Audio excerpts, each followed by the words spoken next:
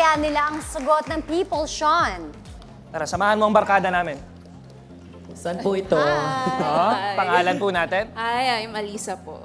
Oh, Alisa, balita ko may mga kasama ka dito. Yes po, sila po. Ayan, oh. Oh, yan yung barkada niya. Isang bus ang dala niya. Dito pa kayo nag-team Isang building, no? LD lang po. Okay, commuter ka ba? Yes po. So, ano ang sagot mo dito? A, B, or C? So, my answer is C po, babaeng buntis. Because po, Because? po they are more prone po sa dizziness and falls, and it will lead to serious complications, not only for the baby po, but also for the mother.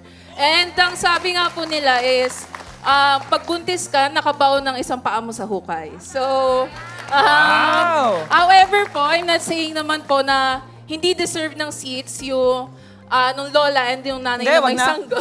Joke lang. Bakit? Tuloy. But I'm just making my decision po based on observations and assessment po na I learned in school. Consultation. I learned in school!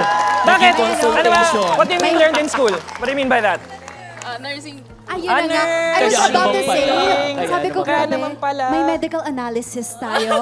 Para ako nagpa-check up eh. May free consultation. Kaya pala kailangan natin pakinggan nursing eh. Okay, sorry na po, nurse. Masusunod na po kayo.